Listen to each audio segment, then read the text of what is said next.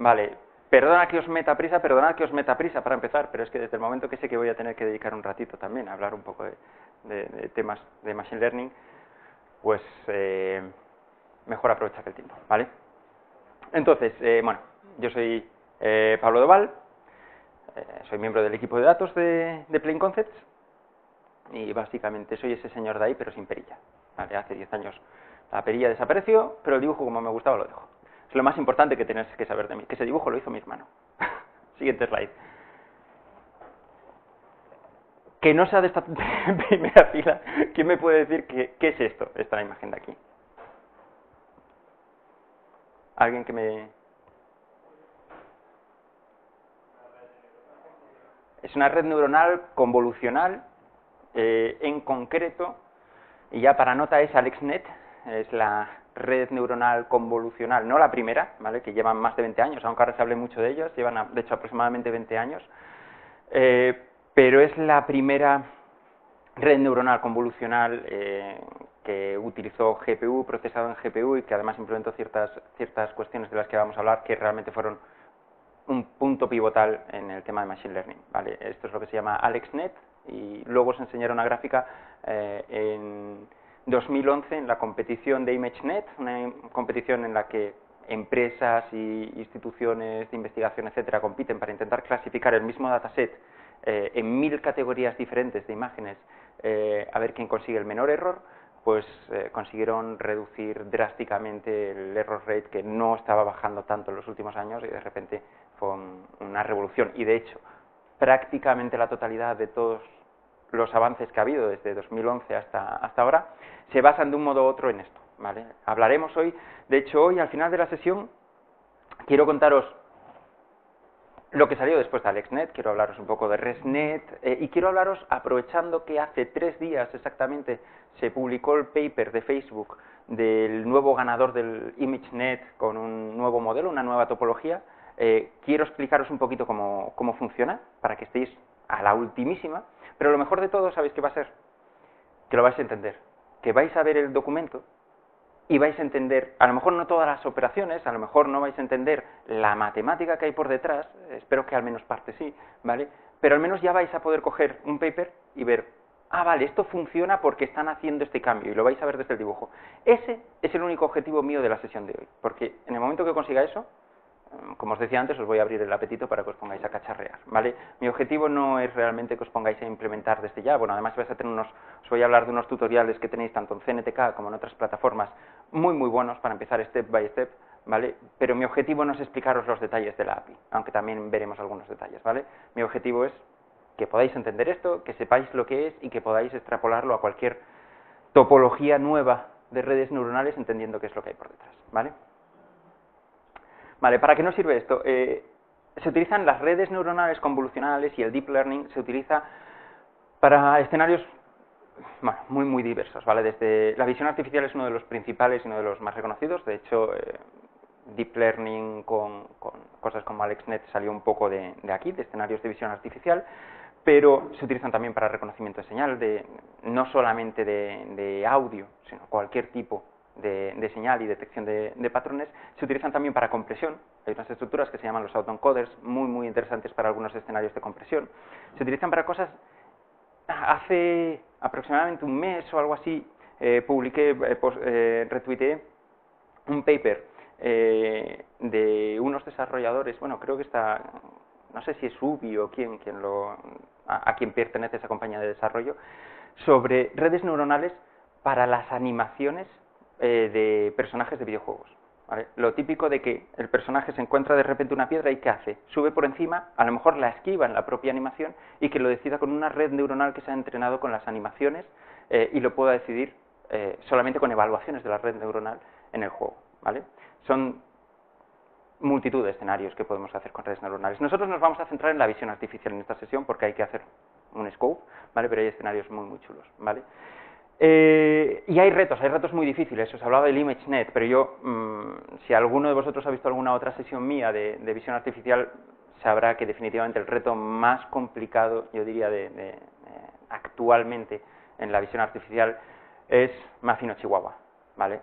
Máfino Chihuahua todos sabemos, es el culmen de los problemas de reconocimiento de imagen, ¿vale? Es jodido, ¿eh? Echarle un vistazo. A mí me cuesta como persona imaginaros a la red neuronal, ¿vale? De todas formas se puede complicar aún más. Me encanta la variación Perrette-Mopa, ¿vale? Que también tiene su detalle. De todas formas parece más difícil Perrette-Mopa, pero hay un detalle fácil. Si encontráis el palo, suele ser Mopa, ¿vale? Bueno, para hacer reconocimiento de imagen en Azure, en Cloud de Microsoft, tenemos muchísimos productos. Para hacer en general Machine Learning, tenemos el Azure ML, el Machine Learning con su Machine Learning Studio. Tenemos clusters de R-Server, montar un R-Server en una ChainSight o en un Spark para que pueda escalar horizontalmente y ponerle cantidades ingentes de datos a procesar sin tener la limitación que tenemos del dataset de memoria de R. Luego tenemos los Cognitive Services de Microsoft, que nos proporcionan ciertas APIs de varias digamos, categorías, habla, reconocimiento de imagen, extracción de conocimiento para los desarrolladores. Y por último tenemos el CNTK, ¿vale?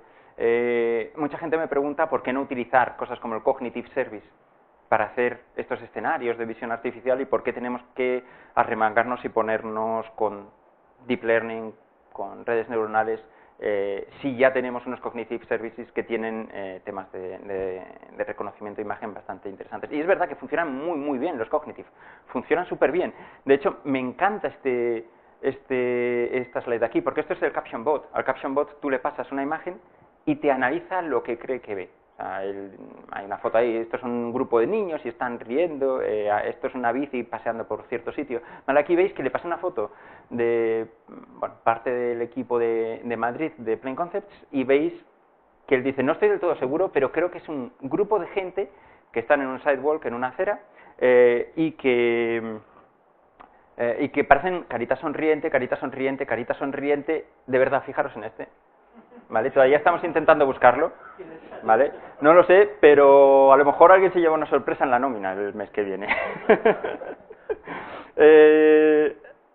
Bueno, sea como sea, los Cognitive, la verdad es que son una maravilla, ¿vale? Tenemos de todo, tenemos servicios de visión artificial, ¿vale? Todos habéis visto el How Old Robot, que le pasas una foto y te dice cuál es tu edad, cuál es el sexo que cree que tiene la persona que aparece en esa foto, etcétera. También hay la API de sentimientos, ¿vale? Por cierto, bastante creepy porque funciona mejor de lo que yo pensaba, pero bueno. Content Moderator para filtrar automáticamente en un sistema si se sube una foto inapropiada, pues que la pueda filtrar, etcétera, ¿vale? Luego tenemos un montón de cosas dentro del reconocimiento de voz, servicios de traducción, extracción de conocimiento, que es algo en lo que estamos además trabajando ahora y que hay, bueno, un nicho ahí bastante importante, ¿vale? Pasar una cantidad enorme de PDFs y sacar información de ellos, ¿vale? Extraer relaciones. Y bueno, servicios de búsqueda en imágenes, datos etcétera. Los Cognitive Services son muy espectaculares, funcionan muy bien. Pero ¿por qué pongo que a veces no los debemos utilizar? Cosas como esto, imágenes médicas, ¿vale? Por cierto, voy a tener muchísimo cuidado cuando hable de imagen médica, es un tema que si queréis luego comentamos en el rato de las cervezas y demás, pero quedémonos con la copla de que es un tema peliagudo por muchos aspectos más allá del técnico, con lo cual no voy a hacer ninguna aseveración, digamos, gratuita de que podamos implementar estas cosas en un entorno de producción inmediatamente. Bueno, si alguien trabaja en imagen médica podemos hablar después, ¿vale? Pero imaginaos que yo como ejercicio quiero detectar anomalías en la región cervical de personas a través de las radiografías, ¿vale? La gente de Microsoft no va a haber hecho un servicio de los Cognitive Service que es de análisis cervical de radiografías. No lo van a haber entrenado para ello. Seguramente sí lo habrán hecho en proyectos de investigación, pero no lo van a poner como una API pública, porque es muy de nicho, no pueden hacerlo de todo, ¿vale? Entonces, si yo quiero hacer algo tan específico, un detector de anomalías, etcétera, yo tengo que entrenarlo yo, ¿vale? No puedo evitar poner esa, me encanta. Tengo que entrenarlo yo, tengo que hacer un modelo que yo pueda entrenar. Los Cognitive Services Recientemente se ha puesto una funcionalidad que permite entrenar suministrar tú tus propias fotos al servicio, entrenarlo con tus fotos, de modo que podamos hacer algo más personalizado. Pero está muy limitado en tiempo de entrenamiento, en número de fotos que puedas subir, muchas veces tienes que hacer tú, bueno, pues ciertos ajustes al propio modelo y eso no lo vas a poder hacer. Es un modelo ya hecho en el que como mucho vas a poder entrenarlo parcialmente, ¿vale?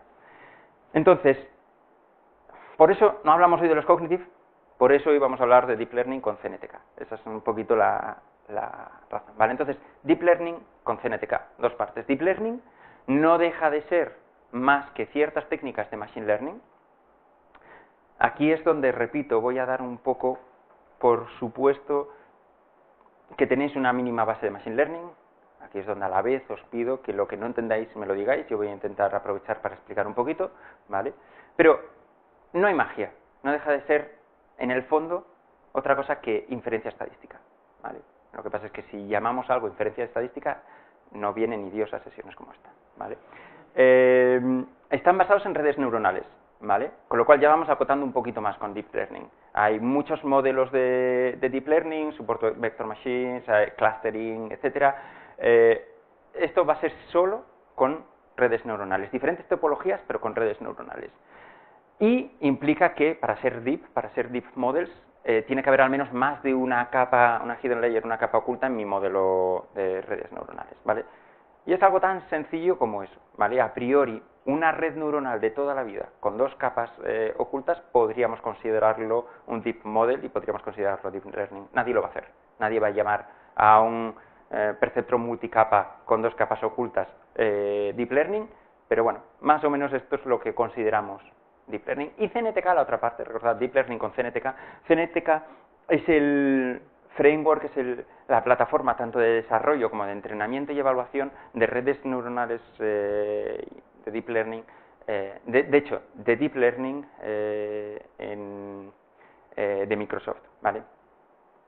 He reculado ahí cuando dije lo de redes neuronales, porque de hecho la primera demo que vamos a hacer no va a ser una red neuronal, más. Esos experimentos que yo quiero utilizar, entrenar y en caso de que me guste el resultado, poder publicarlo y dar tracking del hardware en el que se ejecuta. Y esto es muy importante. Cuando hablemos de estos modelos, para que vais a ver algún ejemplo con muy pocos datos, lo muchísimo que tarda en procesar, para que os hagáis a la idea, en un equipo no una única máquina, con una GPU una 970, una 980, ya de generación anterior, pero bueno, que no era tan mala, a lo mejor entrenar un AlexNet, la red que veíamos al principio, para el dataset del concurso del ImageNet, podría venir a tardar unas 2 semanas, literalmente, ¿vale? Entonces, es un problema, ¿vale? Los tiempos de entrenamiento es un problema. Lo bueno, las buenas noticias, CNTK hace por nosotros transparente lo que es el montar un clúster, montar múltiples máquinas, cada una con múltiples GPUs, o si no tengo GPUs NVIDIA que permitan hacer el procesado en la tarjeta gráfica, utiliza CPU, sin tener que cambiar nada en el código, es cambiar una configuración, ¿vale? Cambiando una configuración se encarga de hacer todos los cambios a nivel de tripas que tenga que hacer para que el modelo se ejecute en GPU o en CPU, ¿vale? De hecho, ahí hay mucha ciencia, no vamos a hablar nada de ello, ¿vale? Pero deciros que la plataforma funciona muy muy bien. Si vais a las estadísticas de rendimiento, es posiblemente el backend más sólido, ¿vale? Y más eficiente que hay ahora mismo, ¿vale? De hecho, sobre todo cuando involucráis múltiples nodos y múltiples GPUs, no en todos, pero en la práctica totalidad de los casos, supera a Theano, supera a Café, supera a TensorFlow, ¿vale? Y por último, simplemente comentaros, es el producto que Microsoft utiliza internamente, es decir, CNTK, me hace mucha gracia, perdonad el desvío, ¿vale? Pero cuando salió, la comunidad de TensorFlow es muchísimo más grande, ¿vale? Y de hecho esto es importante, es algo que tenéis que tener claro. Cuando vayáis a aprender una de estas plataformas, los conceptos que vamos a explicar aplican a todos, pero el producto cambia bastante. Entonces, vosotros tenéis, no se trata de decidir, al final todos cacharreamos con muchos productos, pero al final vais a decidiros por uno para hacer el trabajo real, ¿vale? Una de las cosas que tenemos que tener en cuenta es el tamaño de la comunidad, o no necesariamente el tamaño, la calidad y el tamaño de la comunidad, ¿vale? En el caso de TensorFlow, siempre se dijo que TensorFlow lo utilizaban internamente, pues desde la propia compañía. Lo que está claro es que las primeras versiones no era el caso. Yo no sé si ahora lo es, pero las primeras versiones de TensorFlow ni siquiera podían utilizar múltiples máquinas con múltiple CPU, con lo cual no me creo que sea una compañía que le valga con hacer procesados en una única máquina, ¿vale? Sin embargo, CNTK sí que es lo que utilizaba internamente los equipos de Bing, diferentes equipos de Microsoft, con lo cual nos encontramos con una situación que es importante que conozcáis al principio, en la cual en CNTK no tenemos una comunidad tan grande, pero la comunidad que tenemos, en el momento que estás preguntando, estás básicamente hablando directamente con gente de Microsoft que está utilizando el producto en el día a día. Y eso a mí particularmente es algo que, bueno, me está funcionando bastante bien y me gusta, ¿vale? Pero va a ser una decisión que, si queréis, podemos al final de la sesión hablar un poquito de los diferentes 3-4 productos principales, ¿vale? Para Deep Learning, ¿vale? Y podemos hacer un poco de pros y contras. Yo no os puedo recomendar uno, no os puedo decir cuál es la mejor decisión para vuestras necesidades, ¿vale? Bien. Bueno, solo un último detalle. En el caso de CNTK hay ahora mismo 2 lenguajes principales con los cuales podéis modelar vuestras redes neuronales, vuestros modelos, vuestros deep models. BrainScript era el original. La verdad es que me gustaba, ¿vale? Pero no os recomiendo que hagáis nada con BrainScript, porque aunque siga habiendo un soporte en las listas de distribución interna, cuando se habla del roadmap y demás, va a estar soportado siempre, pero básicamente en el estado en el que estaba cuando se decidió pasar a Python, ¿vale? Realmente el lenguaje en el que os recomiendo que trabajéis, muy a mi pesar, ¿verdad, Rodri? es Python, ¿vale? Vais a notar que no soy muy amigo de Python, lo siento, lo digo ya desde ya, para que todos lo sepamos, pero es lo que hay, es con lo que tengo que lidiar. Vale, voy a enseñaros, sí.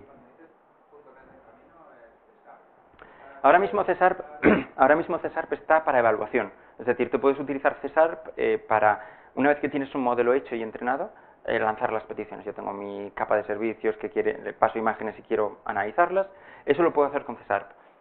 Hay ahora mismo una amarga polémica a nivel de grupo de desarrollo y de comunidad sobre la necesidad, la viabilidad a corto plazo y sobre todo si tiene sentido o no, el soportar CSARP como lenguaje de creación y de definición de las topologías. Ahora mismo no está soportado. No sé si va a suceder en algún momento, pero desde luego no va a ser a corto plazo, porque es un trabajo que lo que sí puedo garantizar es que no ha empezado, ¿vale? Están todavía decidiendo cuál es el camino. Esto ya es absoluta elucubración, yo creo que no va a pasar. Yo creo que han decidido ir por Python, y en cuyo caso el peso del producto está más en el backend, más que en el lenguaje de definición, y hasta ahí podemos hablar. De hecho, y esto ya nuevamente, esto no tiene nada que ver, no lo he leído en ningún sitio, no tiene nada que ver con ninguna conversación que haya tenido, pero si fuera una decisión mía de producto, yo no haría el soporte para CSARP, yo lo haría para FSharp. Me parece mucho más natural en este escenario. Me parecería una oportunidad maravillosa de coger un lenguaje tan increíble como FSharp y ponerlo en un contexto que realmente tiene sentido, ¿vale? Eso es el mundo de mi fantasía, ¿vale? Nadie lo ha hablado ni se ha comentado, ni siquiera, ¿vale? Entonces, os voy a simplemente enseñar muy rápido una instalación de CNTK. Aquí tengo una máquina virtual que monté antes, que no tiene nada más que Windows Server 2016. Sí.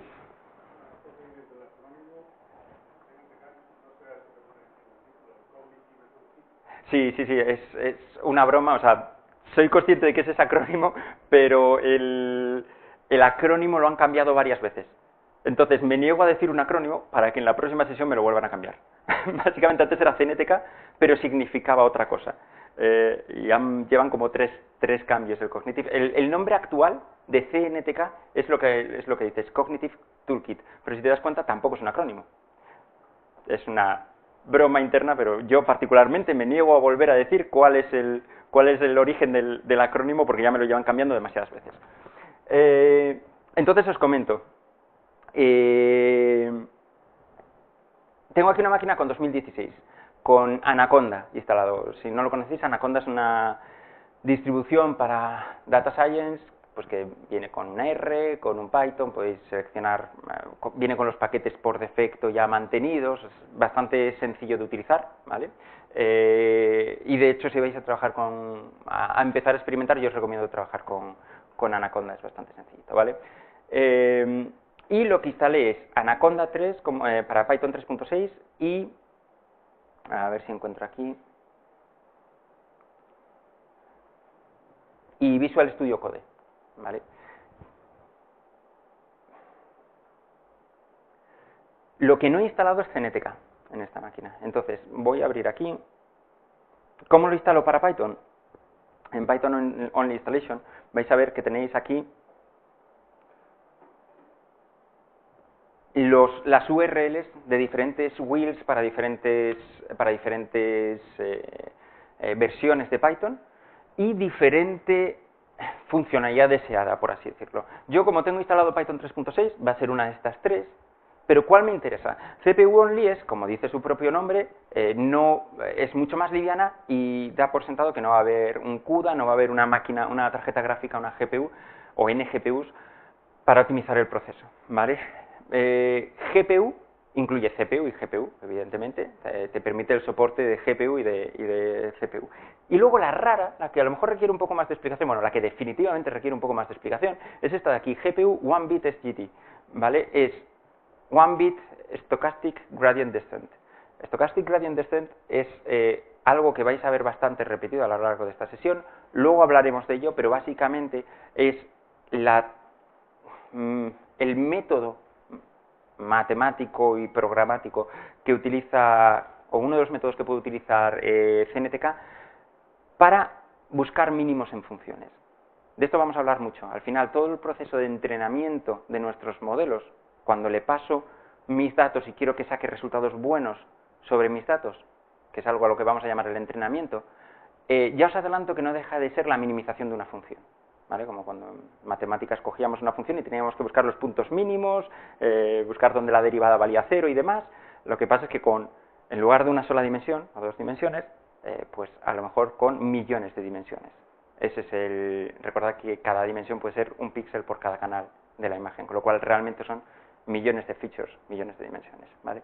Entonces, el One Bit SGD esto requiere una pequeña explicación.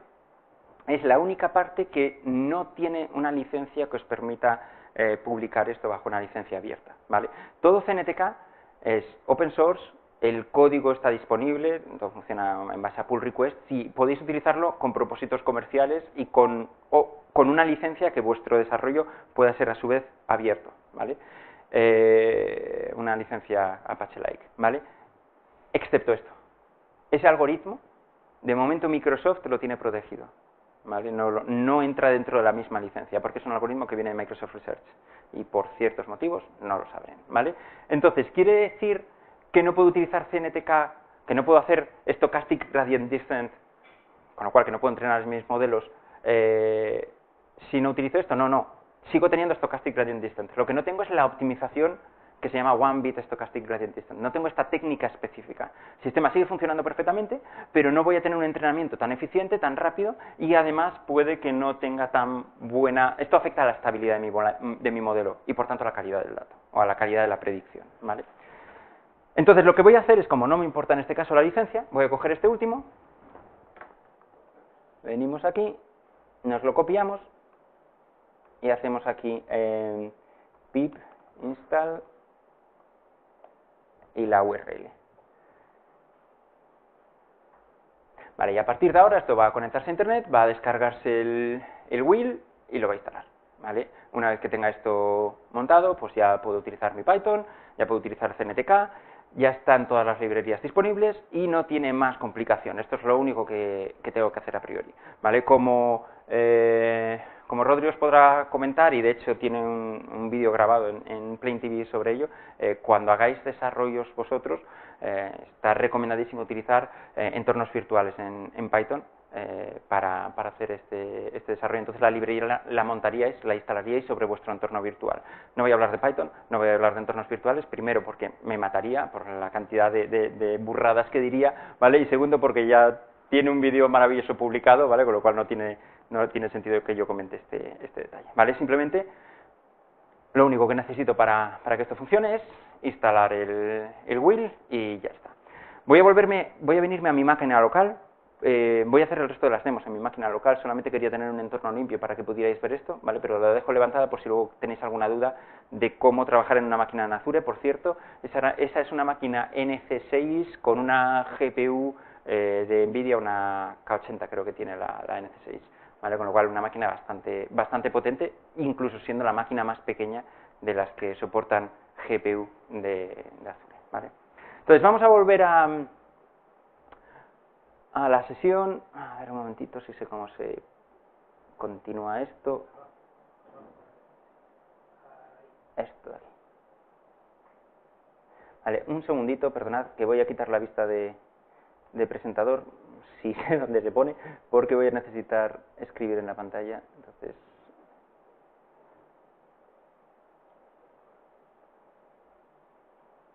aquí está. Mucho mejor. Vale, entonces, vamos a hablar muy rápido de algo que se llama regresión logística, ¿vale? ¿Por qué? Porque la demo que vamos a hacer inicialmente va a ser una regresión logística, no es deep learning, no es un deep model, pero es la excusa perfecta para ir avanzando, ¿vale? ¿Cuántos sabéis lo que es la regresión logística? Por favor, aquí sí que os tengo que pedir que si alguno de vosotros está dudando, está cortado, levantad la mano, porque es el momento en el que tengo que mediros un poquito para saber cuánto tiempo voy a dedicar en esto. Entonces, otra vez, con más brío, con muchas ganas, levantad la mano, regresión logística. Vale, o sea que os voy a explicar la regresión logística. Vale, regresión logística es un tipo de algoritmo, bueno, hay como dos tipos de taxonomías de algoritmos de machine learning. Uno es por el tipo de datos que utilizo para aprender. Hay algoritmos supervisados y no supervisados, y parcialmente supervisados. Un algoritmo supervisado puede ser, por ejemplo, esto. Imaginaros que estos puntos de aquí, ¿vale? Indiquen el ejemplo típico, el casi hola mundo de las clasificaciones, ¿vale? Aunque no es real. Imaginaros que esto de aquí, este eje, es el tamaño de un tumor en milímetros, ¿vale? Y que este eje de aquí es la edad del paciente, ¿vale? La idea es intentar clasificar, si tenemos ya datos, oye, pues mira, se le hizo una biopsia, ese tumor tenía tanto tamaño y este paciente tenía tantos años, y la biopsia demostró que era maligno, y aquí sabemos que era benigno, ¿vale? Utilizando esos datos que yo ya conozco, es lo que llamamos muchas veces el ground truth, la verdad verdadera, ¿vale? Yo puedo sacar un modelo de lo que desconozco, ¿vale? ¿Qué pasa si me aparece un punto aquí? Parece evidente, si lo veo graficado, que ese punto tiene todas las papeletas de ser rojo también. Del mismo modo que si tengo un punto aquí, tiene todas las papeletas de ser azul. Aquí se ve muy bien, porque además solo hay dos dimensiones, y además lo estoy viendo gráficamente. Cuando tengo cientos, miles o millones de dimensiones, no lo puedo pintar. Entonces necesito la ayuda de un sistema automatizado, ¿vale? Entonces, pensad en lo siguiente, pensad que yo hiciera aquí una línea. De hecho, voy a hacer la línea. ¿Vale? Bueno. ¿Vale? Hago esa línea. Si yo hago una función de mis coordenadas, que son 2, x e y, pero por no andar poniendo n coordenadas, lo que voy a poner es un vector con dos features, el tamaño y la edad. ¿Esa función cómo sería? La fórmula de siempre de la línea, ax más b, ¿no? Ax más b, donde x va a ser el vector, ¿vale? Esta función de ax más b representa esta línea, pero necesito pasarle los parámetros. Necesito pasarle el parámetro a, que es de algún modo el que me va a indicar la pendiente, y el parámetro del bias, el b, que es el que me indica el punto donde se cruza. Esta línea podría ser así, pero a lo mejor esta línea podría ser así, que es muy diferente, porque además, para empezar, no pasa por 0, 0, ¿vale? La idea de un algoritmo de machine learning es, sabiendo cuál es mi modelo, que en este caso es una línea, es una función de una línea, hacer que el sistema automáticamente sea capaz de inferir estos parámetros. Y ahora, aquí va a ser el único momento en el que voy a ir un poquito lento, luego voy a correr, luego a partir de este momento es cuando os tengo que pedir que si hago alguna asunción y no la entendéis, me paréis, ¿vale? Pero quiero que esto sí que lo tengáis muy claro, ¿vale? El modelo lineal, la línea, luego os contaré por qué se llama regresión logística, por cierto, si alguien se lo pregunta, pero esta línea, el modelo lineal, es el mismo para inferir este escenario de la malignidad o benignidad de un tumor, que para inferir cuál es la letra o la sentencia de letras o una palabra en un OCR, o para inferir si si una imagen representa un coche, un perrete o un gatete, o una muffin o un chihuahua, ¿vale? Es lo mismo, es el mismo modelo. La diferencia es que, en este caso, este vector, el vector X, son dos valores. Pero en el caso de imágenes médicas, por ejemplo, de 5 megapíxeles, de 5 millones de píxeles, de 5.000 píxeles, perdona, de 5.000 píxeles por 5.000 píxeles, tengo miles de millones de parámetros que averiguar para poder minimizarlos y poder trazar esta línea, en lugar de una línea, en una superficie n-dimensional, ¿vale? Eso es lo que va a hacer el sistema por nosotros. ¿Y cómo lo va a hacer?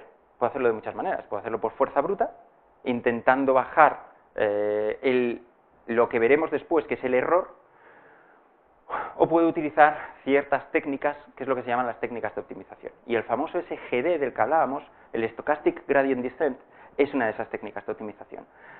Voy a hacer la última explicación, yo creo, de introducción a Machine Learning, ¿vale? que os voy a hacer, ¿vale? Que es el tema del error, cómo buscar esos parámetros, pero va a ser muy rápido y muy por encima, perdonadlo, pero si es que si no, no os voy a poder enseñar nada más. Fijaros en esto, imaginaros que yo tengo aquí un punto erróneo, que este está mal clasificado, y aquí un punto que está mal clasificado, y aquí otro punto que está mal clasificado. Estaría fantástico si pudiera poner múltiples colores, pero la tecnología no ha llegado a ese punto de poder poner múltiples colores en las slides. Imaginaros esto, yo puedo calcular de esta función, recordad, tengo aquí la predicción, pero tengo también un valor real que sé que me he equivocado, puedo calcular cuál es esta distancia. Esa es la distancia de mi error. Y puedo hacer eso en todos los puntos de mi... Vaya, perdonad que se me fue una slide para adelante. Puedo hacer eso a lo largo de todos los puntos mal clasificados. Puedo sumar ese error, hacer que mi error sea el sumatorio desde 1 hasta n de el valor predicho menos el valor real. Y además voy a hacer una cosa, y es que un punto mal clasificado aquí no es solo el doble que un punto mal clasificado aquí. Aquí me he equivocado mucho más. Me gusta llamar a esto como el mollín, ¿vale? Por eso ponemos aquí un cuadrado, ¿vale? Para hacer que una distancia más grande tenga un impacto mayor. Pero es que además el cuadrado tiene una ventaja. ¿A alguien se le ocurre? Que voy a tener el error siempre positivo, ¿vale? Con lo cual tengo lo mejor de los dos mundos, ¿vale? Bien, esta es mi función de error. Se le llama normalmente la función de pérdida, ¿vale? A esto se le llama la función de pérdida.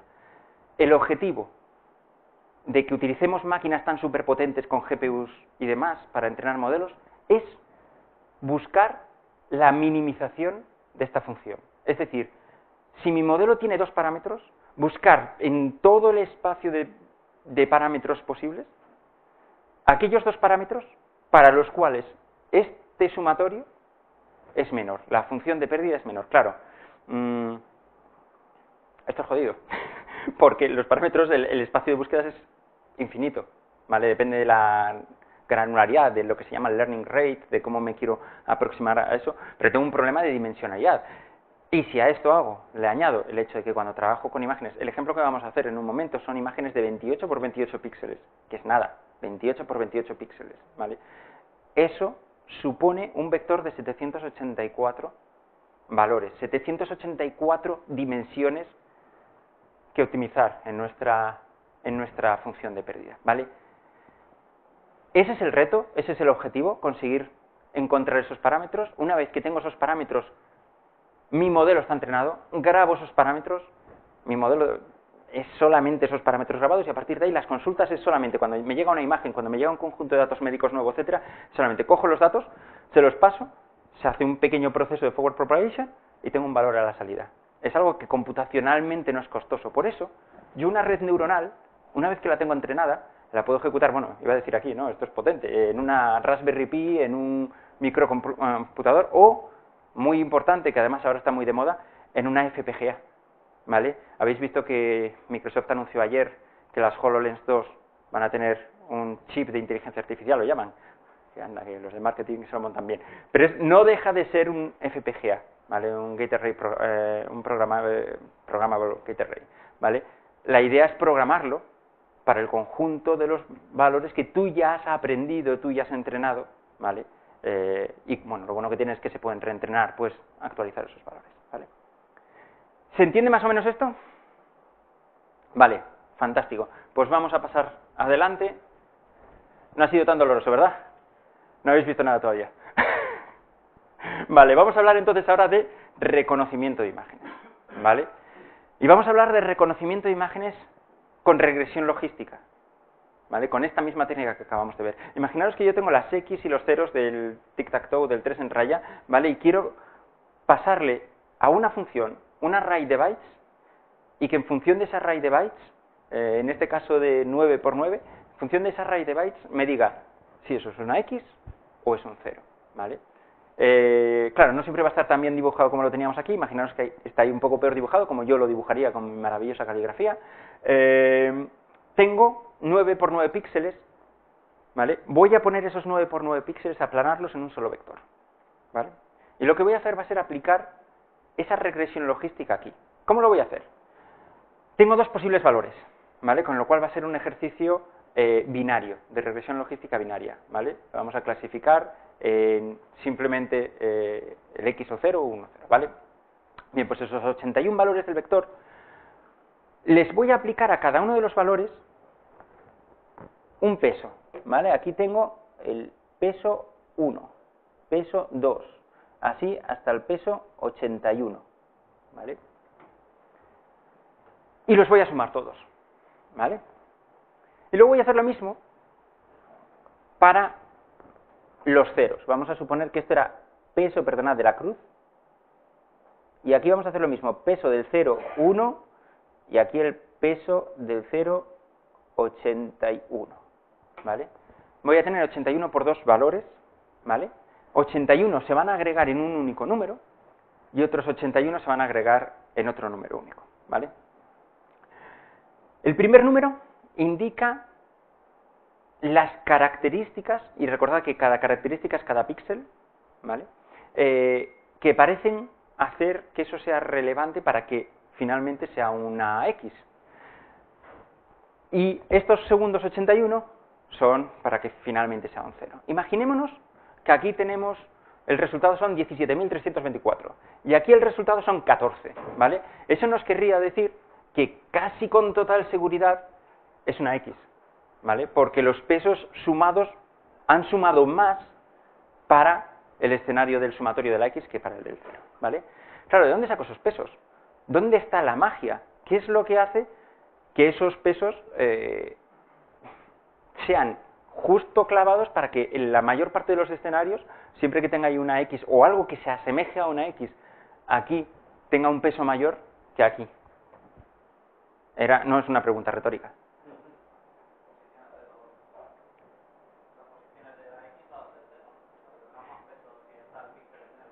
Claro, pero ¿qué pasa? Esta X ya no está donde estaba la otra. ¿Qué pasa si yo te hago una X que es así? ¿O qué pasa si hago un 0 que te lo pongo totalmente a este lado? ¿Vale? Eso va a ser muy importante después. De hecho, guárdate esa respuesta y dentro de 3 o 4 preguntas que hagas, suéltala, que vas a quedar muy bien, ¿vale? Pero para aquí no, porque daros cuenta de un detalle. Hemos aplanado el vector. Y de hecho este es el gran mal de utilizar una regresión logística para esto. Al aplanar el vector he perdido toda la información espacial, ¿vale? Esto se utilizó durante mucho tiempo, funciona para algunos escenarios, vamos a implementarlo y vais a ver que funciona, pero no es ninguna maravilla, ¿vale? Estoy perdiendo toda la información espacial. Pero ¿qué pasa? Si yo hago el proceso exactamente el mismo que hemos visto antes para el ejemplo de las células tumorales, pero lo hago para mis 81 valores, para mi clasificación de 81 valores, y le paso aquí 200.000 imágenes de X diferentes, y minimizo el error, sabiendo que esas imágenes son todas X, y minimizo el error, el sistema más o menos entenderá que, basándose en el ejemplo, si este píxel está además muy intensito aquí encendido, ¿vale?, hay más probabilidades de que sea un 0,1, pero ya no porque de algún modo tenga ese patrón, sino por mera estadística de mi conjunto de observaciones de ejemplo, ¿vale? Entonces, es una manera muy vasta de hacer una clasificación, pero funciona. Vamos a ver cómo funciona y vamos a ver una implementación y luego vamos a ver cómo mejorarla, ¿vale? Entonces, recordemos, aquí podemos tener 357.000 y aquí tenemos 14, porque creo que es una X, ¿vale? Entonces voy a tener la suma de los pesos por los píxeles. Por cierto, no nos olvidemos del más b, el bias. ¿El bias qué quiere decir en este caso? Supongamos que tenemos la misma posibilidad de que tengamos x's que ceros, que seguramente no sería el caso si lo que hago es coger figuras de partidas, posiblemente habría más x's que ceros, ¿vale? Depende de quién empiece primero. Pero pensad en casos, por ejemplo, de análisis oncológico, de análisis de malignidad o benignidad de células tumorales. Afortunadamente, en la mayor parte de los escenarios es que es un falso, hay un bias hacia el falso, ¿vale? Entonces, aquí yo puedo tener un bias hacia el verdadero, perdonad, hacia la X, y tener un bias hacia los ceros, en función del conjunto de datos que yo tenga. Eso también se va, que es lo que llaman el intercept en la gráfica que veíamos antes, también va a ir actualizándose, ¿vale? Entonces, al final lo que tengo no deja de ser mi vector de pesos, que van a ser 81 más 81, por los 81 píxeles más el bias, ¿vale? Bien, vamos a introducir un concepto en el que luego hablaremos un poquito más, el mal llamado sigmoide, ¿vale? Le voy a poner una función al final de cada uno de esos valores para que en lugar de tener aquí 350.000 y aquí tener 140, tenga siempre valores entre 0 y 1, ¿vale? La función sigmoide no es nada más que una función de aquí va hacia el infinito, de aquí va al infinito, el límite por aquí a 0, el límite por aquí es a 1, con lo cual me aplana los valores entre 0 y 1, ¿vale? Solo lo utilizo para tener, en lugar de valores tan altos, valores más comparables, ¿vale? Tiene problemas, tiene sus muchos problemas, luego hablaremos de la saturación de la sigmoide, pero para empezar me simplifica la vida, ¿vale? Yo ya tengo esos valores entre 0,78 y 0,32. Hay gente que habla de que, bueno, tienes un 0,78 de probabilidad de que esto sea una X, y tienes un 0,32 de probabilidad de que esa imagen sea un 0, un redondel. No es cierto, no son probabilidades. ¿Por qué? Esto suma más de 1. Las probabilidades tienen que sumar 1, ¿vale? Pero eso ya es el pejiguero, ¿vale? Aunque luego va a ser importante. Sea como sea, es una manera de tener un número más cercano. Funciona muy bien la sigmoide cuando trabajo con clasificación binaria. Si estuviera intentando clasificar los dígitos, como el ejemplo que vamos a ver, necesito algo que me los clasifique en probabilidad de verdad para cada una de las posibles categorías. Por ejemplo, en el caso de ImageNet, son 1000 categorías de imágenes las que tengo que reconocer, pues tengo que hacer algo que realmente sea una función de probabilidad, que la suma de todas las probabilidades sea 1 y que sean 1000 categorías diferentes, ¿vale? Así que vamos a suponernos que quisiéramos hacerlo bien. Utilizaríamos un algoritmo como softmax, ¿vale? Softmax, no os preocupéis de él, es otra función de activación, ¿vale? En realidad no es una función de activación, pero imaginaos que lo fuera, en la cual sí que me va a devolver esas probabilidades reales, ¿vale? Y veis que hay un 75% de posibilidades de que sea una X, un 25% de posibilidades de que sea un 0. ¿Por qué? Porque me inventé las slides. Por eso sale tan bien, ¿vale? Bueno, esta es simplemente la fórmula del softmax. Quedaros un momentito con la imagen de la fórmula del softmax, luego vais a ver otra serie de funciones de activación y va a haber un detalle importante que os voy a preguntar, ¿vale? Bien, muy importante, hablábamos antes de la función de pérdida. ¿Cómo puedo averiguar la distancia al error? Antes lo veíamos en las líneas. Una de las cosas necesarias en todos los modelos de Machine Learning, o en prácticamente todos los supervisados, es poder medir el error. Y para medir el error tengo que saber la distancia al valor verdadero que tengo. Bien, pues voy a utilizar una técnica que se llama one-hot encoding. que a los informáticos nos provoca sarpullidos, ¿vale? Pero tiene sentido, es una manera muy ineficiente de almacenar la información, pero muy práctica desde un punto de vista de modelo, ¿vale? Si tengo dos categorías en Hotmax, en OneHot Encoded, voy a tener, por ejemplo, esta categoría es la categoría de 0, o del círculo. Esta categoría es la categoría de la cruz, ¿vale? Podríamos almacenarlo con un solo bit, poniéndolo a 0 a 1, pero OneHot Encoded lo que hace es pone un dígito binario a cada una de las posibles categorías de salida. En el caso, por ejemplo, de ImageNet son 1000 dígitos binarios y solo uno está 1, que es el correcto, ¿vale? Muy poco eficiente, pero nos permite hacer cosas interesantes. Lo primero es que es muy fácil calcular las distancias. La distancia, al fin y al cabo, va a ser de aquí a aquí cuánto me equivoqué, un 0,25, de aquí a aquí cuánto me equivoqué, 0,25. Y ya está. Y puedo utilizar eso para ir ajustando el error, como veíamos antes. Esto es el error medio cuadrado, como os decía. Y con eso puedo tener una función que es mi objetivo de minimización, con las técnicas de optimización de las que os he hablado. ¿Esto lo entendéis puesto en contexto con lo que veíamos antes? ¿Se entiende? No me hagáis actos de fe. Prefiero ver menos, de verdad, pero que esto quede un poquito claro, porque es que si no, no tiene sentido hacer los ejercicios. Vale, se entiende más o menos, ¿vale? Bien, pues olvidadlo. Y lo digo en serio, esto está muy bien para entender cómo funciona, pero en realidad no vais a utilizar casi nunca. Esto se llama mean square error, el error medio al cuadrado, el MSE, se le suele reconocer como el MSE, porque es el error, la media al cuadrado, muy fácil. Normalmente vais a utilizar otra cosa que se llama cross entropy. Cuando hablemos de clasificaciones, de ejercicios de clasificación, utilizando OneHot Encoded. ¿Por qué? Cross entropy lo que va a hacer va a ser analizar todo el espacio de clasificaciones posibles y devolver el valor de una suma de los logaritmos de la distancia contra cada uno de los elementos. ¿Qué pasa? Que el logaritmo de 0 es 0, con lo cual al final me queda súper cómodo, solamente tengo que calcular un logaritmo de un valor concreto, ¿vale? Y por temas de estabilidad que no vamos a hablar ahora, tiene mucho más sentido, con lo cual esto está muy bien desde el punto de vista teórico, que entendáis de la manera más fácil de ver las distancias. Desde el punto de vista práctico, no utilicéis MSE, no tiene sentido utilizarlo ahora, utilizad una cosa que se llama soft entropy, ¿vale? Bien, y ahora esta es la última parte importante, en la que os pido nuevamente un poquito de atención y después ya pasamos a las demos, ¿vale?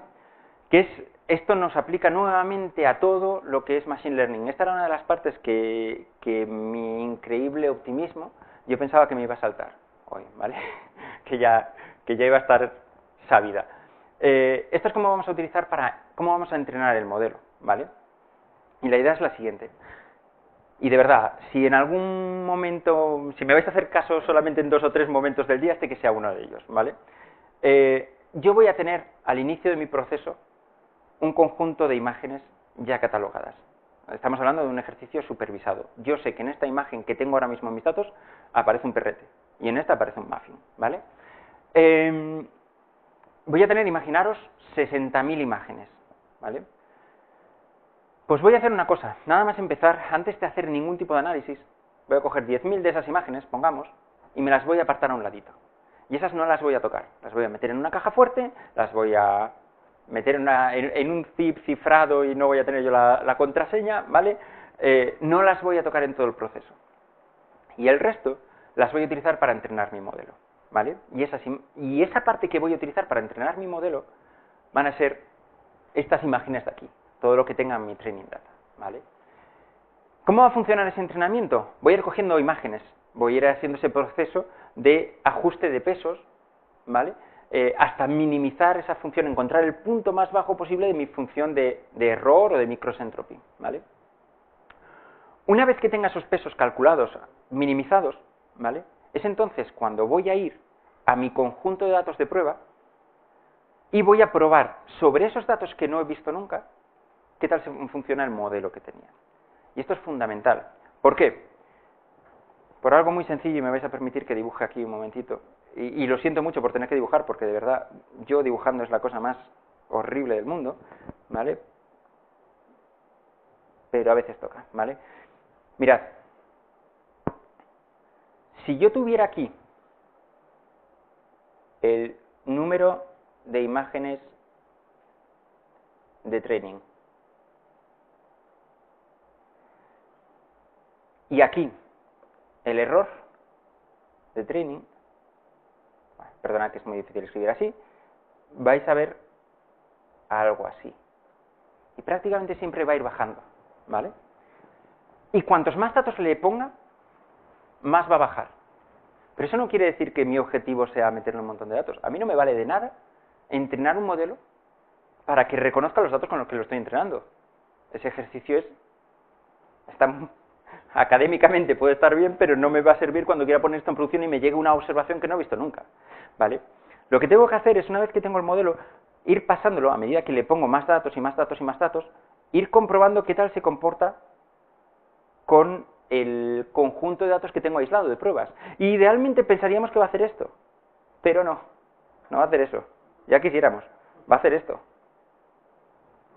En algún momento no vamos a estar hablando de error del error de la generalización, sino que vamos a estar hablando de errores específicos sobre el dataset, de que nuestro modelo, si sigo con datos de training, lo único que hace es entrenarse sobre ese conjunto de datos de training. Y va a ser muy bueno identificando eso, pero van a ser ciertas features o ciertas relaciones que en la vida real no tienen ninguna importancia. Con lo cual vamos a ver cómo esto se está degradando, ¿vale?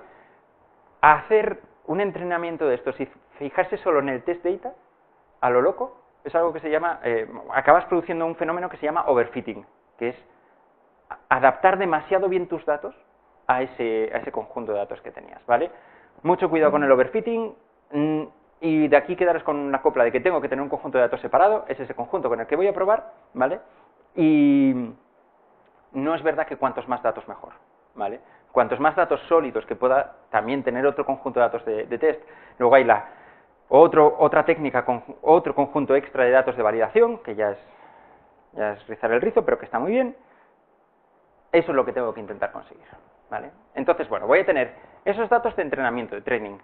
Voy a tener para cada dato, para cada fila, para cada observación de mis datos de entrenamiento, mi one hot vector, ¿vale? Sabiendo las etiquetas, sabiendo si es un chihuahua o un muffin, ¿vale? Y al final lo que voy a hacer va a ser un modelo, esto ya es CNTK, ¿vale? En el que tengo una función que es times, que es multiplicación, ¿vale? X times W. Estoy multiplicando los píxeles por el vector de pesos, más el bias, ¿vale? Luego hago cross entropy with softmax, ¿vale? Cross entropy with softmax, como ya os he dicho, es como voy a monitorear, es a la vez, me mide el error medio, el error de cross entropía, y le aplica un softmax para convertir esos errores, esa salida, a una categoría de probabilidad, perdonad, a una probabilidad de ser cada una de las categorías, una probabilidad ya real. Y al final cojo ese modelo y genero el error de clasificación sobre el test data, ¿vale? Bueno, esto es como verlo a modo de grafo, no voy a entrar en ello. Entonces os voy a enseñar un ejercicio. Esto ya lo voy a hacer en mi máquina. Vamos a ver aquí.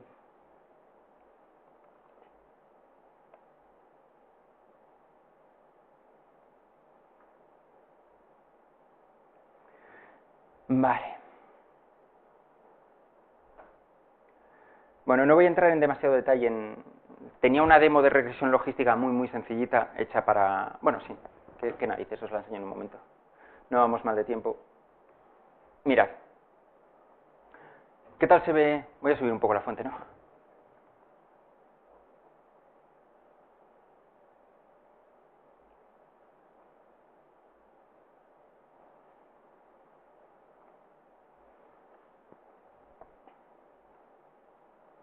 Algo me dice que me he pasado. ¿Qué tal lo veis?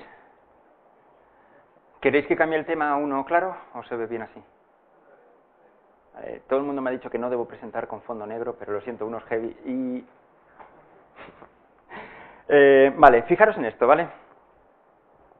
Bueno, nada, importo CNTK.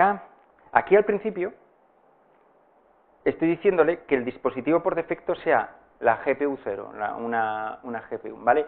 Esta máquina esto lo estoy haciendo en mi máquina local, es un Surface Book y tiene una gráfica muy limitada, pero tiene una gráfica NVIDIA que puede ejecutar cargas de trabajo CUDA, con lo cual podemos utilizarlo aquí, ¿vale? Fijaros, voy a definir, este escenario es el que os decía de tamaño de la masa tumoral, edad del paciente e intentar clasificar elementos, ¿vale? Entonces dimensiones que tengo, 2, ¿vale? La edad y el tamaño. Número de salida, 2, ¿vale? Benigno, maligno, y bueno, una semilla de aleatoriedad. Aquí no me voy a entretener, voy a generar datos aleatorios. Por cierto, todas estas demos están un poco modificadas, pero están basadas en los tutoriales de CNTK, ¿vale? Antes de nada, los tutoriales de CNTK son buenísimos. Es más, no tenéis ni que instalar nada.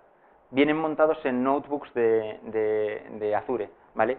Podéis iros a un notebook de Azure, de hecho gratuito, eso sí, olvidaros de ejecutarlos en GPU, ¿vale?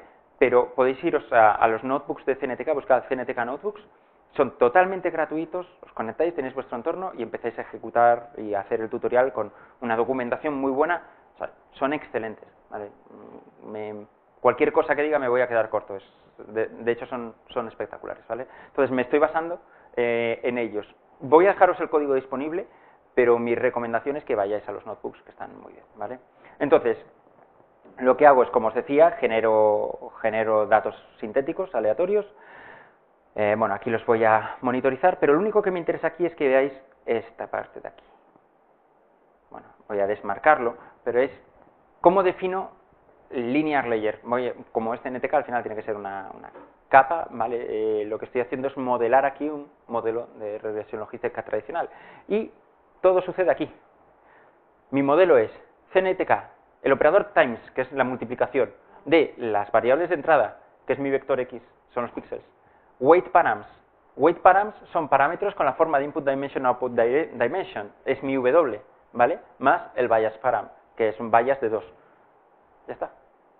Es justo lo que habíamos visto, la regresión lineal, la fórmula de una línea, ¿vale?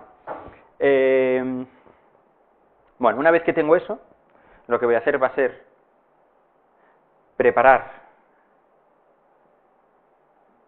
cross entropy with softmax sobre ese modelo que he creado, que era el modelo lineal, y las labels. Las labels las he cargado de los input variable, número de clases, y decirles que son de tipo float, ¿vale? Es, básicamente, si es 0, 1, maligno, benigno, ¿vale?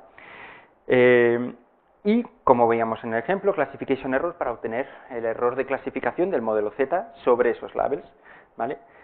Aquí le configuro un trainer. El trainer es el proceso que va iterativamente, bueno, que tiene mucha magia, ¿vale? No, cómo organiza los mini batches y demás, no voy a entrar en ello, pero al fin y al cabo es un proceso que va a encargarse de averiguar esos parámetros, lanzar todas las peticiones que queramos hacer y demás. Para ello, utilizo una cosa que se llama el learning rate, ¿vale? Que en función del modelo, no es una unidad sin medidas, con lo cual tenemos que ir un poquito a ojo, calibrándolo, pero básicamente, imaginaros vosotros que lo que tuvierais que optimizar, encontrar el mínimo de una función. Voy a volver a pintar aquí.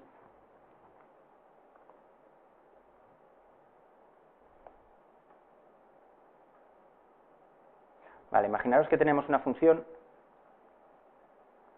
tal que así. Ojalá nuestra función de pérdida fuera así, ¿vale? Pero imaginaros que tenemos que encontrar esto, el mínimo de la función, ¿vale? Bien, yo puedo empezar aquí y decir, coño, por la gradiente parece que tengo que tirar para abajo, pero ¿cuánto hacia abajo tiro? Eso es el learning rate. Puedo tirar todo esto y entonces en el siguiente caso a lo mejor voy aquí y me he pasado y tengo que venir aquí y demás y tardo mucho en converger. O puedo hacer saltos aún mayores, pero puede incluso darse el caso de que nunca termine de converger en función del tamaño de mi salto. Eso es el learning rate, ¿vale? Un learning rate corto me garantiza converger y por tanto encontrar al menos un mínimo local. Un learning rate largo hace que mi proceso sea mucho más rápido y cuando tengo procesos que tardan semanas, se agradece. Por tanto, encontrar el sweet spot del learning rate es importante, ¿vale? Tengo trucos para encontrarlo, pero si os los cuento tendría que mataros, ¿vale? No hay trucos. Vale, entonces aquí pongo el learning rate. Aquí el learner, el aprendedor de parámetros, por cierto, si pasáis a TensorFlow, o si ya sabéis TensorFlow y venís a CNTK, os vais a pegar cabezazos contra la pared por la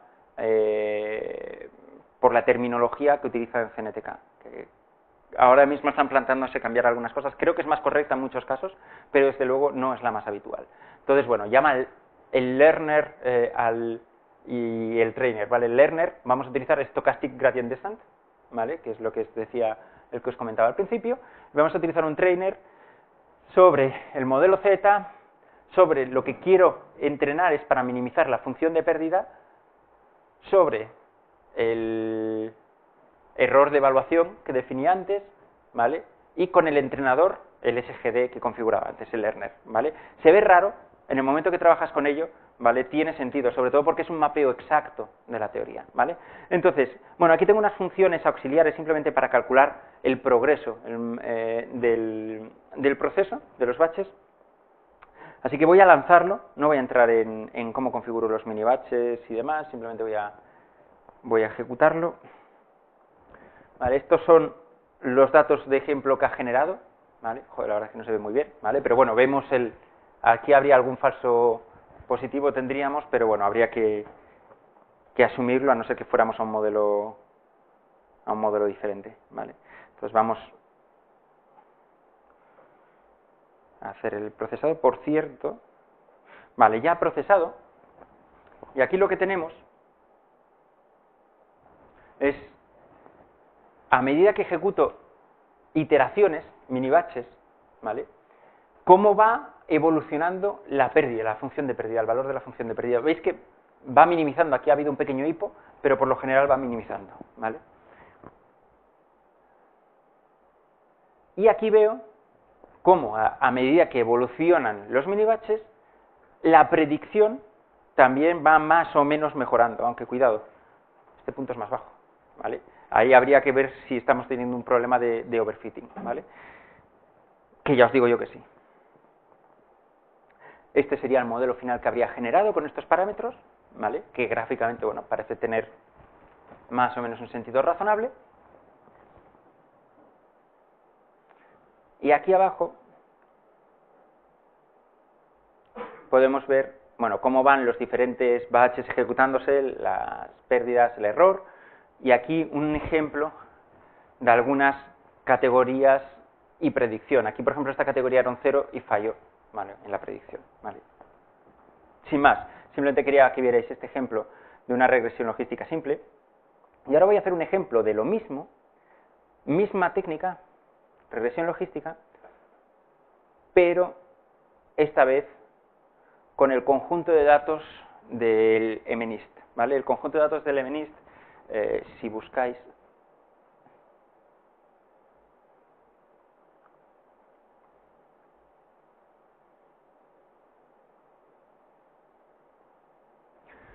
esto es un conjunto. Nosotros estamos usando una versión con 60.000 números de test y 10.000 números escritos a mano de test, ¿vale? Como cultura general, uno de los escenarios que más ayudó a mejorar las técnicas de Machine Learning fue el Servicio Postal de los Estados Unidos, ¿vale? Utilizaban, desde hace muchísimos años, estamos hablando desde hace unos 30 años, utilizan sistemas de reconocimiento óptico de imagen para leer los códigos postales e intentar clasificar automáticamente. ¿Había errores? Sí, pero normalmente es más fácil cuando tienes un error, esa carta pues tardará más en llegar, coge el cartero y ya la ve, oye, esto no es para esta ciudad, tiene que ir a otra, pero quitarse lo gordo, ¿vale? Entonces, vamos a utilizar estos datos, ¿vale? Son imágenes de 28 por 28 píxeles, 784, ¿vale? Y vamos a hacer un clasificador, en este caso no es binario, vamos a clasificar con 10 categorías, de 0 al 9, pero vamos a hacerlo con una regresión logística. Entonces, tengo aquí el ejemplo, es lo mismo, cambian un par de detalles porque ahora es, bueno, por ciertas cuestiones, pero cuando veáis el código es prácticamente igual. Bueno, y cierto código de descarga, de comprobar que estén los ficheros. Solamente os voy a enseñar un pequeño detalle adicional, y es que CNTK tiene un formato para leer los datos cuando están codificados en One Hot Encoding, ¿vale? Es un formato espectacular.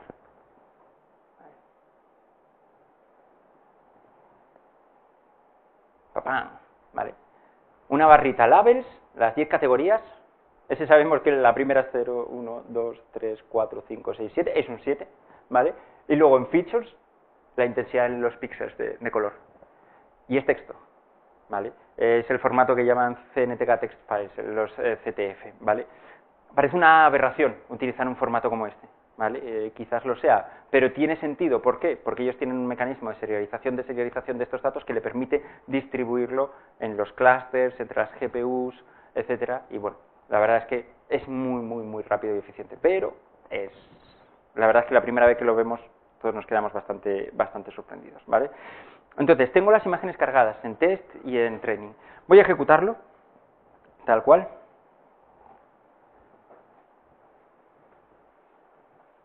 Aquí os voy a pedir, va a ser uno de los pocos momentos en los que os voy a pedir que hagáis un pequeño acto de fe, ¿vale? Porque quiero saltar a Perceptron multicapa, ¿vale? Por cierto, ¿qué ha pasado aquí? Dice que no funciona, ¿no? Ah, que estoy ejecutando AlexNet, perdonad. Lo hice a propósito, era para ver si estabais atentos, ya veo que no. Vale. Por cierto, aquí un detalle importante, bueno, cuando creo el modelo, tal como lo defino, que ya lo veréis después, pero fijaros que lo normalizo, ¿vale? Divido, son los píxeles de 0 a 255, la intensidad, pues lo divido, la entrada entre 255 para tener un valor entre 0 y 1, ¿vale? Eso va a tener un impacto muy importante, ¿vale? A ver si consigo que esto ejecute. Voy a ver si está en ejecución, por cierto, al tener la última versión del programa Insiders, viviendo peligrosamente, ¿vale? Con el Windows 10 en Insiders y dando una charla además, o sea, no lo hagáis, de verdad, ¿vale? Pero una de las cosas buenas que tiene es que el Task Manager tiene ya la GPU, podemos ver qué está haciendo la GPU en cada momento cuando utiliza CUDA, ¿vale? Ya está integrado en el propio sistema operativo. No nos engañemos, esto no es para ver qué tal funcionan nuestras redes neuronales, es cuando tenemos algún problema con los FPS de algún juego, ver qué es lo que pasa, todos lo sabemos, pero queda cool en las demos, ¿vale? Entonces, veis que ha utilizado la GPU, de hecho, si hago esta demo después, luego la voy a poner para que la veáis en CPU, la diferencia de rendimiento, ¿vale? Y vamos a ver cómo ha ido frente al training loss, vemos que ha bajado, se ha comportado bastante bien contra training, y vamos a ver el error contra test. ¿Vale? También bastante razonable, ¿vale? A medida que suben las iteraciones, bueno, pues no hemos tenido un pico hacia arriba. Este último S8, luego cierro y os voy a enseñar una cosa, pero, bueno, de hecho lo tengo que cerrar por un pequeño detalle, lo tengo que cerrar, pero quedaros con que parece un 8, ¿verdad? Ha sido un valor mal clasificado cogido aleatoriamente. La imagen que la había clasificado era un 5, el label era un 8, pero predijo un 5. Este modelo, ¿vale? Que no se parece en nada, ¿vale? Porque no es un modelo maravilloso. De hecho, fijaros, el average test error, el error que tenemos frente a mi conjunto de pruebas, es de un 7,41%. Cuidado, que esto a lo mejor hace 20 años o 30 años era fantástico para el servicio postal de los Estados Unidos, porque te quitas todo el resto de tener que clasificar a mano con un montón de gente, ¿vale? Pero es un 7,41%, desde luego ahora mismo no es aceptable. Entonces, vamos a pasar a otro tipo de modelos, vamos a hablar de otras cuestiones. A partir de ahora voy a ir mucho más rápido en la teoría. Hay teoría, pero voy a ir mucho más rápido en ella. Pero si alguien tiene dudas, preguntadme, porque repito una vez más, prefiero ver menos, pero que lo entendáis, ¿vale? ¿Hasta aquí bien? Vale. Pues ahora vamos a hablar de redes neuronales. Muy rápido, ¿vale? Entonces, todos conocemos más o menos cómo es una red neuronal, quien más, quien menos, si no la hemos visto en la carrera, hemos leído un poquito de ellas, etcétera, ¿vale? Las redes neuronales para adelante no tienen ningún problema, para atrás son la muerte peluda, ¿vale? En un momento hablamos del backpropagation, ¿vale? Pero a priori todos sabemos que son nodos, ¿vale? Yo prefiero llamarlas unidades, ¿vale? Me cuesta muchísimo llamarlas neuronas. De hecho, me fastidia mucho que esto se le llamen redes neuronales, ¿vale? Aunque es cierto que sea la inspiración, ¿vale? Yo lo voy a llamar unidades. Tenemos estas unidades o nodos, ¿vale? Tenemos unidades y tenemos esas aristas que se conectan con las unidades que indican pesos relativos que aportan el valor hacia la unidad, hacia el nodo, ¿vale? Cada nodo, a su vez, tiene fan out, es decir, tiene aristas de salida. No es necesario, pero en las redes neuronales de toda la vida, en los perceptrones multicapa, hay una conexión contra todos los nodos de la siguiente capa de este nodo, ¿vale? Eso se llaman capas densas, ¿vale? Y es una palabra que vamos a utilizar bastante, ¿vale? Una capa densa no es más que una capa en la cual los nodos vienen conectados por todos los nodos anteriores y la siguiente va a tener una conexión completa también densa, ¿vale? Entonces, lo que voy a hacer es, en mi capa de entrada, mi input layer, esta de aquí, voy a tener todas las features que quiero utilizar. Si antes, por ejemplo, en el modelo de clasificación de tumor en maligno o benigno, solo tenía la edad y el tamaño tumoral, tendría 2 nodos a la entrada, ¿vale? En el caso de las imágenes de 28 por 28 de MNIST, tendría 784 nodos a la entrada. Ya se convierte en algo un poco más difícil de manejar, ¿vale? Cada uno con un valor. Ese valor en la entrada es como los receptores como nos contaban el otro día a Rodri y a mí, ¿no? Los receptores del olfato que están directamente expuestos son las únicas neuronas expuestas directamente a los estímulos, pues serían los estímulos que reciben, los pesos, en este caso de la imagen, por ejemplo, ¿vale? Y a partir de aquí dejamos que los pesos se vayan propagando a través de la red neuronal. ¿Y cómo lo hacemos? A través de un proceso de forward propagation, ¿vale? Va a haber un valor, va a haber un peso asociado a cada una de los nodos de los que vienen, y voy a tener una función de activación, ¿vale? Esa función de activación, luego ya las veremos más adelante, pero van a decir qué hace con esos pesos después de la suma, qué es lo que va a hacer con ellos para establecer un valor en el nodo. Y esto va a ir capa a capa, para adelante, y al final voy a tener unos pesos, voy a tener unos valores de categoría, ¿vale? Claro, ¿cómo sé si esos valores son buenos o malos? O sea, la idea es que una vez que tenga la red neuronal perfectamente entrenada, mágicamente haya llegado aquí a la elección concreta. Pero para ello voy a tener que saber poner todos los pesos intermedios, los bayas que no los he dibujado, por cierto, para que genere esos valores intermedios, ¿vale? ¿Cómo lo vamos a hacer? Lo vamos a hacer exactamente igual que con el caso de regresión logística, definiendo cuál es el coste de las salidas, ¿vale? Es el valor generado contra el valor real. Si yo sé que esta categoría, que este cáncer, que esta célula en este caso concreto es un tumor maligno, ¿vale? Yo sé a dónde tengo que llegar. Yo sé cuánto me voy a estar confundiendo aquí, cuál es mi error. Con lo cual aquí empieza la parte difícil, el backpropagation. Si yo sé cómo de lejos me he quedado de donde tendría que estar, lo que puedo hacer es tirar hacia atrás en cada uno desde este nodo y decir, vale, ¿quién ha contribuido a este valor? A este valor han contribuido este y este. Tengo que buscar unos pesos que a través de los otros pesos a su vez y de las funciones de activación me genere este valor. Pero claro, a su vez, una vez que llegue a analizar cada uno de estos nodos, tengo que repetir ese proceso.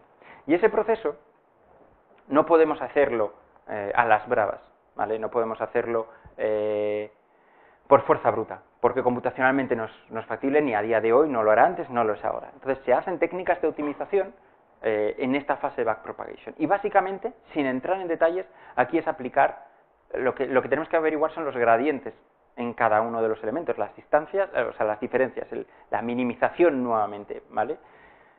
Para ello, ¿qué hacemos? Utilizar la regla de la cadena de matemáticas, lo que aprendimos en el instituto, ¿vale? Ahora nos sirve para las redes neuronales, ¿vale? Pero tiene una serie de problemas la regla de la cadena. Y os voy a dejar simplemente la búsqueda del backpropagation. Simplemente os voy a dejar una cosa en la que quiero que penséis. Este proceso de backpropagation hacia atrás es muy propenso a que los valores con ciertas funciones de activación se vayan a cero. Pensad, o a 1, pero mi problema es cuando se me va a 0. Pensad en la función sigmoide que veíamos antes. La función sigmoide me coge cualquier valor y me lo aplana entre entre 0 y 1, ¿vale? En los extremos, donde el límite tiende a 0 o donde el límite tiende a 1, es muy fácil que haya saturación. Es muy fácil que un valor alto se me convierta siempre en un 1 o en un 0. Y ahí tengo problemas y deja de funcionar esa regla de la cadena y a partir de ahí tengo toda una rama entera del árbol, todo un cacho entero del árbol muerto, ¿vale? Y no puedo aprender. Y ese es un problema serio porque si no escojo bien mis funciones de activación, no puedo entrenar mi modelo porque no es capaz de aprender, porque tiene lo que se llaman, esto es una cosa que se llaman los vanity, gradientes desaparecientes, vanishing gradients. ¿Vale? Eso es todo lo que os voy a contar de backpropagation, eso es importante, ¿vale? Y tiene importancia en el coste computacional y en la estabilidad del modelo. Entonces, voy a enseñaros un ejemplo que es lo mismo que hicimos antes, lo mismo que hicimos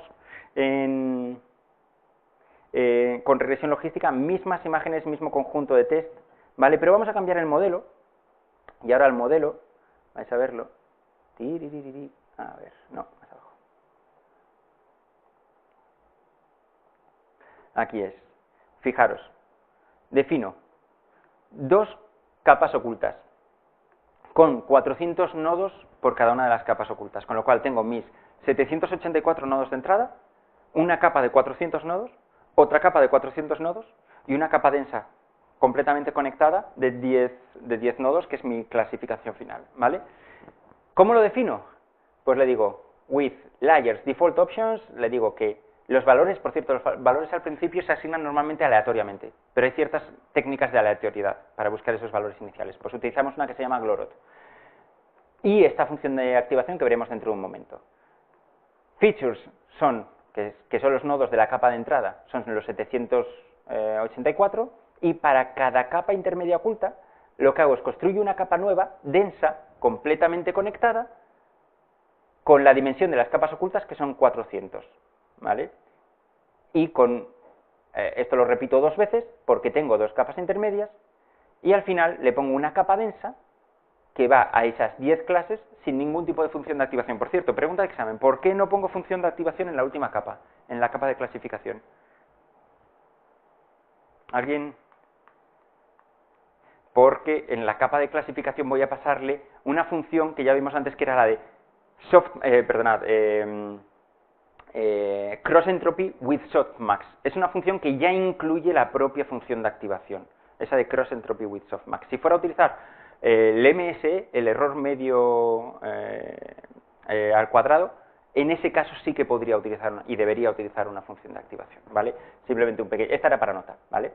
Entonces, vamos a ejecutarlo, es lo mismo, hacedme aquí también un pequeño acto de fe, es básicamente lo mismo. Yo creo que esto es bastante espectacular, ¿vale? Entonces, ¿qué es lo que sucede aquí? Bueno, aquí estamos utilizando un modelo mucho más complejo, pero quedaros con una copla, con un detalle. Aún así, y esto tiene que ver con lo que comentabas al principio, seguimos sin tener información espacial. Sigo teniendo un vector que lo he aplanado y lo he convertido en un único vector en el que no tengo ningún tipo de información espacial, ¿vale? Entonces, vamos a pasar ahora a un escenario ya, y este es el último, ¿vale? Que son las redes neuronales convolucionales, las famosas redes neuronales convolucionales, ¿vale? Esto ya es Deep Learning. Entonces, muy rápido, simplemente antes os hablaba del escenario de ImageNet, ¿vale? Aquí AlexNet fue la que vimos antes, desarrollada eso durante 2011 y ganador del reto en 2012, con, como podéis ver, prácticamente un 10 puntos porcentuales de mejora, algo bastante espectacular, ¿vale? Una de las últimas fue ResNet de Microsoft, ¿vale? Que es por ciertas optimizaciones que tiene, que hablaremos al final, si os parece, durante una cerveza, podemos comentar las diferencias o la evolución que han tenido cada una de ellas, pero en este caso han conseguido ciertas optimizaciones que les permite tener muchísimas más capas con unos tiempos computacionales, o sea, con unos requisitos computacionales limitados por ciertas optimizaciones. Entonces, estamos hablando que el ResNet de 2015 tenía 157 capas, ¿vale? Es una auténtica animalada, ¿vale? ¿Cómo funcionan las redes neuronales convolucionales? ¿Vale?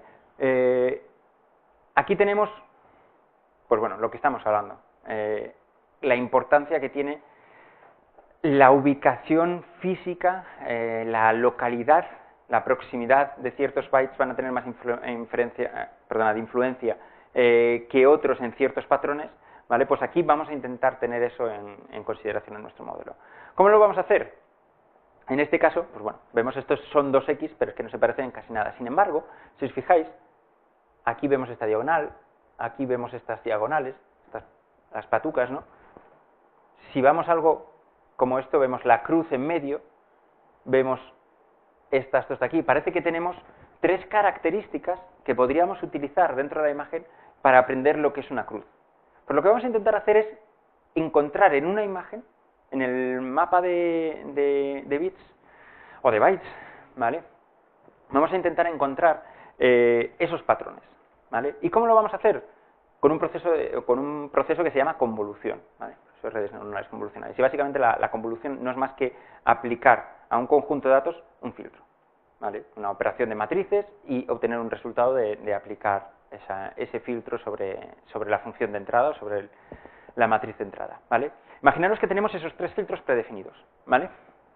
Tenemos, si veis aquí, este es un escenario un poco pejiguero. De hecho, tengo que cambiar las slides para no complicar la vida, aunque podría ser realista, pero debería intentar hacerlo con unos y ceros, ¿vale? Pero bueno, si alguno de vosotros ha trabajado con esto sabrá por qué lo digo, ¿vale? Luego si queréis os comento. Bien, fijaros en el primer filtro. Si yo aplico el primer filtro sobre esto, sobre este parche de aquí, sobre esta parte de la imagen, voy a tener 1 por 1, esto es multiplicación a nivel de elementos, element-wise multiplication. 1 por 1, 1. Menos 1 por menos 1, 1. Menos 1 por menos 1, 1.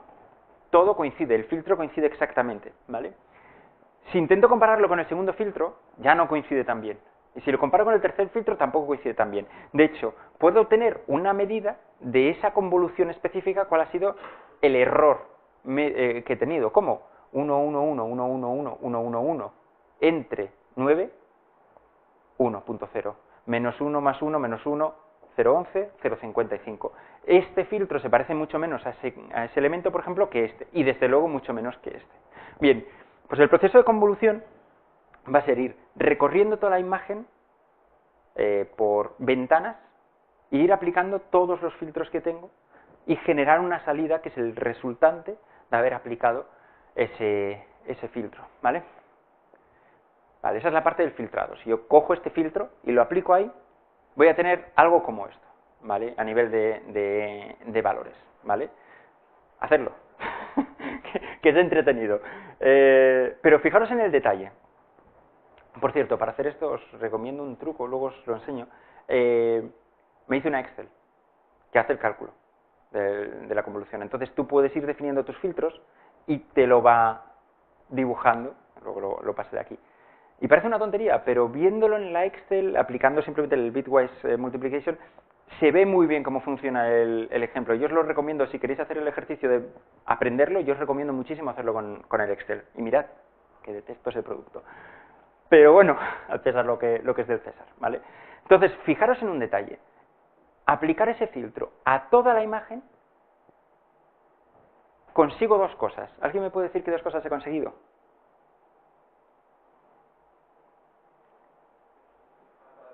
Esa, parece que queda bastante claro que este filtro tiene mucha relevancia aquí, tiene mucha relevancia aquí, con lo cual se ve esta diagonal. Aquí, como no hay mucha relevancia, no se ve, muy buena. Y la otra es un poco más sutil.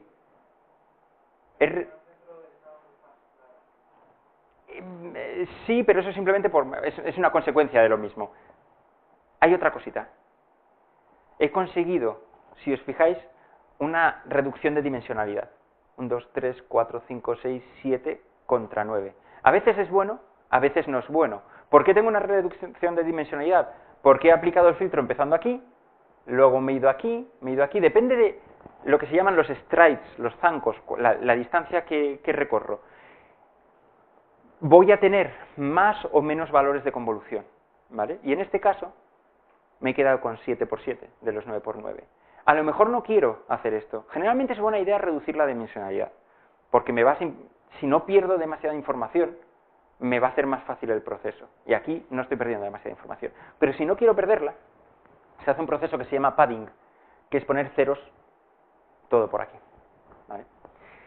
No vamos a hablar del padding, pero simplemente que lo sepáis, ¿vale? Entonces, hago la multiplicación de este filtro y tengo ese resultado. Si hago la multiplicación del filtro de la otra patuca, tengo este otro resultado. Y si hago la multiplicación con la X, aquí tengo un 1, un match entero, y aquí muy poquito. Si cojo estas tres capas y las junto, queda bastante clara la imagen, ¿vale? Ha sido una manera un poco de reconocerlo, y nuevamente he reducido la dimensionalidad. Vale, vamos a seguir. Pooling. Un ejercicio ya explícito de reducción de dimensionalidad. Repito, pensad que estamos hablando aquí con imágenes de 9 por 9, ¿vale? Ahora coged una imagen ya solo de 28 por 28, coged una de 1024 por 768 o una imagen 5K, ¿vale? Nos interesa reducir siempre que podamos. Entonces el pooling es muy sencillo. Hay varias técnicas: max pooling, min pooling, average pooling, ¿vale? En este caso hablamos de max pooling, pero son todas iguales. Defino un tamaño de ventana y en el max pooling busco el valor máximo de esa ventana, ¿vale? En ese caso es el 1, en ese caso es el 0,33, ¿vale? Con lo cual, 1, 0,33, voy reduciendo mi objeto. Pero fijaros cómo los valores siguen representando lo mismo. Esa diagonal se sigue viendo ahí, ¿vale? Vale, ya sabemos lo que es la convolución, ya sabemos lo que es el pooling. Vamos a revisar de nuevo las funciones de activación muy rápido. Función logística, se le llama sigmoide, antes os ponía sigmoide, yo soy un poco tocahuevos para estas cosas, perdonad, ¿vale? Es función logística, porque sigmoide, de hecho, la función, la tangente hiperbólica que vamos a ver dentro de un momento también es una sigmoide. Funciones sigmoide hay muchas, ¿vale? Es el tipo de función, pero esta es una función logística que va desde el -1, perdonad, desde el 0 hasta el 1, ¿vale? Aplana los valores desde el 0 hasta el 1.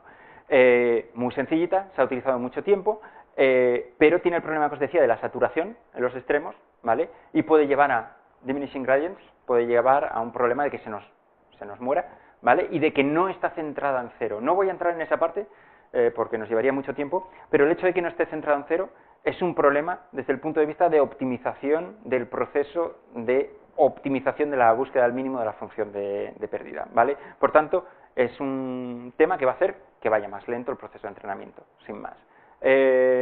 Como pongo aquí, no lo usamos, pero le agradecemos los servicios prestados, ¿vale? Ha sido el caballo de batalla de las funciones de activación durante mucho tiempo, ¿vale? Si alguna vez os planteáis utilizar sigmoide, no lo hagáis. La opción más fácil es cambiarlo por la tangente hiperbólica. Es lo mismo, pero aplanan los valores, la veis como tan h. Aplanan los valores entre 1 y -1, con lo cual tenemos un centrado en 0. El centrado en 0 mola.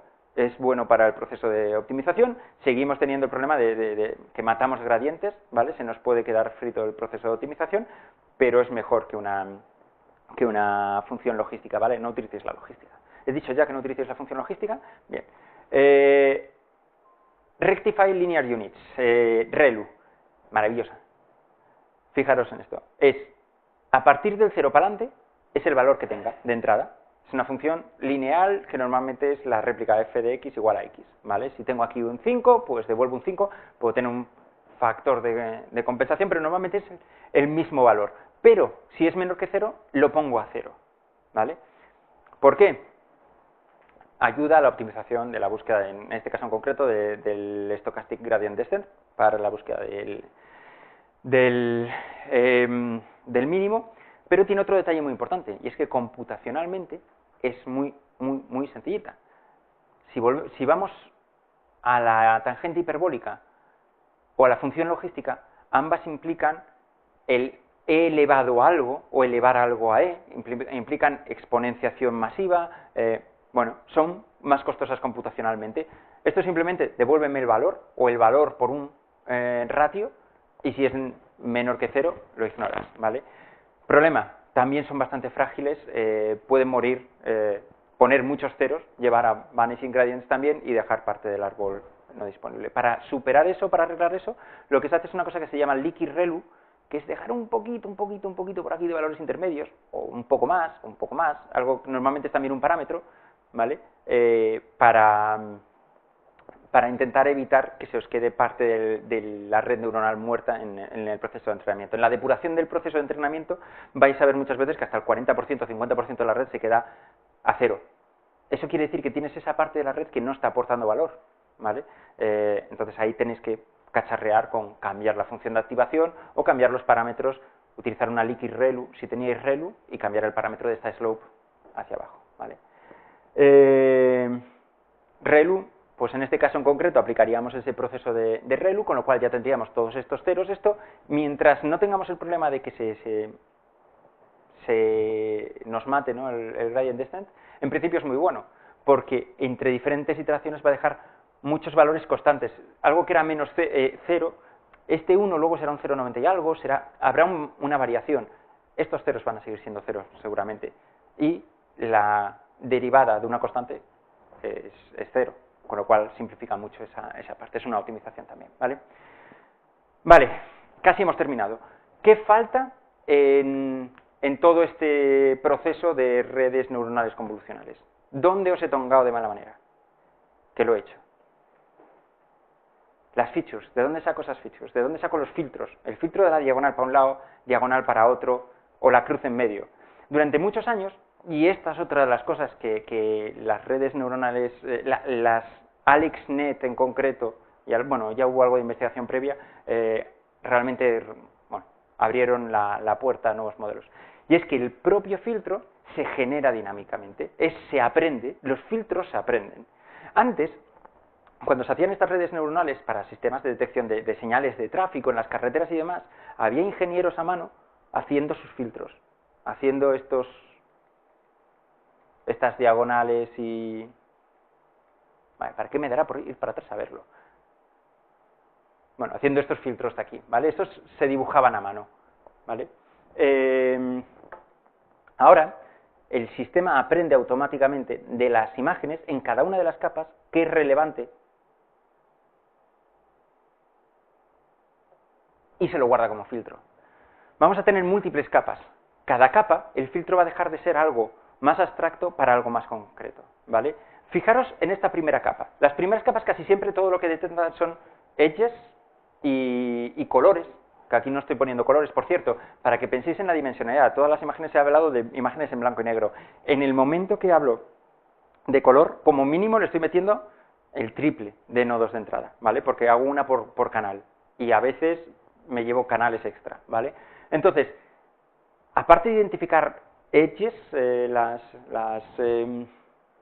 aristas, muy bien, gracias, muchas veces identifico patrones de color, etcétera. Y esta es mi primera capa. Entonces voy a utilizar estas aristas para detectar cosas más complejas en esta segunda capa, y en la tercera capa va a detectar ya cosas más complejas, caras, ¿vale? Coches, elefantes, sillas. Fijaros como la primera capa es igual para todos en este caso. Las aristas no tiene información semántica, ¿vale? Pero a partir de aquí empiezan ya ves aquí ruedas, ya ves cosas que parecen cosas más orientadas a los coches, aquí ves narices, ojos, ¿vale? No quiero decir las cosas que veo aquí. No, si no es en presencia de mi psiquiatra, de Freud. Entonces vais viendo más o menos cómo funciona el sistema y lo aprende a mano. Dime.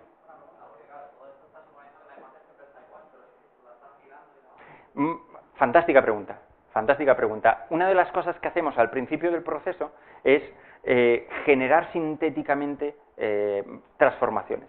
Entonces, de nuestro conjunto de datos de entrenamiento, yo le aplico transformaciones de rotaciones, skewness, pero también le aplico desplazamientos, cortar un cacho, y también ruidos, se le meten ruidos.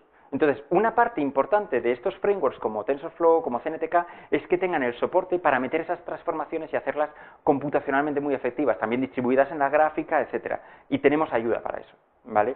Es una observación muy buena porque de hecho es que es algo que hay que hacer, no lo he comentado en estos casos, pero sobre todo también muy importante el meter el ruido, transformaciones y demás, es parte del proceso. Vale. ¿Más preguntas? Vale, pues voy a enseñaros la ejecución de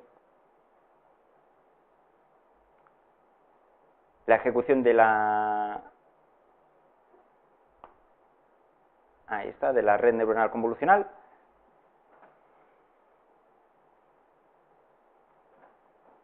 Como vamos un poquito mal de tiempo ahora, vale, simplemente voy a dejarla ejecutar y vamos a ver en 2 minutos la parte final de la sesión y ya os dejo que vayáis para el fondo, me van a matar, no me volvéis a invitar. Entonces vamos a ver si esto termina. Vale, por cierto, antes uno de los ejemplos, el perceptrón multicapa, ¿vale? En GPU en este portátil me tardó 24 segundos en entrenar, ¿vale? En CPU tardó 190 segundos. No es demasiado significativo, pero porque la volumetría es baja. Esto escala en función de la volumetría. Daros cuenta el impacto que tiene el trabajar en GPU, ¿vale? Vale, en este caso hemos bajado el error a 1,36. Parece muy poco, de 1,77, que era el perceptron multicapa, a 1,36, pero también he hecho un modelo convolucional muy sencillito, y si lo veis en el código vais a ver que no hay capas intermedias, no estoy haciendo max pooling, no estoy haciendo eso, es muy básico, ¿vale? A partir de aquí entra nuestro trabajo de empezar a cacharrear con la optimización, ¿vale? Vamos a volver a las slides, terminamos con ello y ya nos tomamos algo y cerramos como hay que cerrar esto, ¿vale? Entonces, bueno, ahí tenía un ejemplo para que vierais al SNEC, no os lo voy a enseñar, si queréis ver, ¿qué coño? Si os lo voy a enseñar. Perdonad, pero es importante. Mirad un ejemplo de AlexNet, Linear Units, etcétera. Luego le pongo aquí Max Pooling, le hago una capa de Max Pooling conectada a esta. Después otra convolucional con tales nombres, etcétera. Un Max Pooling de 3,3, etcétera.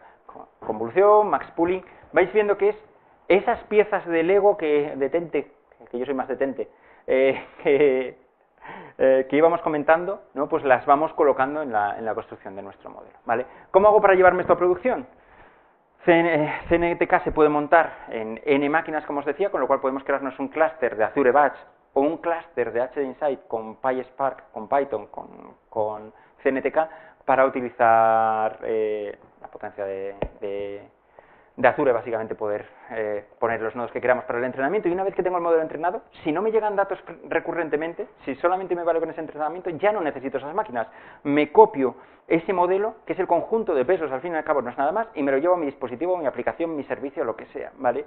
Hay una cosa que se llama checkpoints, yo puedo grabar el estado intermedio de un proceso de entrenamiento, con lo cual no tengo por qué hacerlo completo siempre, y una cosa importante es, si nos vamos aquí, todas estas capas son iguales.